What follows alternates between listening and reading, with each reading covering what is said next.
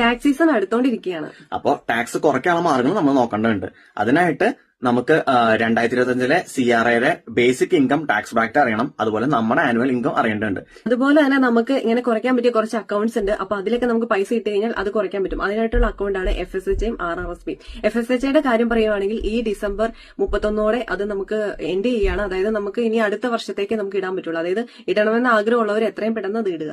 അതിന്റെ ഒരു എമൗണ്ട് എന്ന് പറയുന്നത് മാക്സിമം 8000 വരെയാണ്. അപ്പൊ എത്രയാണ് നിങ്ങൾ എമൗണ്ട് ഇടുന്നത് അത്രയും എമൗണ്ട് നമ്മുടെ ബേസിക് ഇൻകത്തിൽ നിന്ന് കുറഞ്ഞിട്ട് ആനുവൽ ഇൻകത്തിൽ നിന്ന് കുറഞ്ഞിട്ട് നമുക്ക് ബേസിക് ഇൻകത്തിന് താഴെ വരാൻ സാധ്യതയുണ്ട്. സ്റ്റിൽ കുറഞ്ഞിട്ടില്ലെങ്കിൽ നമുക്ക് RRSPയിലും നമ്മുടെ ലാസ്റ്റ് ഇയർ ടാക്സ് ഫയൽ ചെയ്തതിന്റെ CRAയിലും നമ്മുടെ ആ റിപ്പോർട്ട് നോക്കി കഴിഞ്ഞാൽ നമുക്ക് എത്രയാണ് RRSP ലിമിറ്റ് അറിയാൻ പറ്റും. അതനുസരിച്ച് നമുക്ക് RRSP ഇൻവെസ്റ്റ് ചെയ്ത് സ്റ്റിൽ ആ എമൗണ്ട് നമുക്ക് ബേസിക്കിൽ നിന്ന് കുറഞ്ഞു കിട്ടും.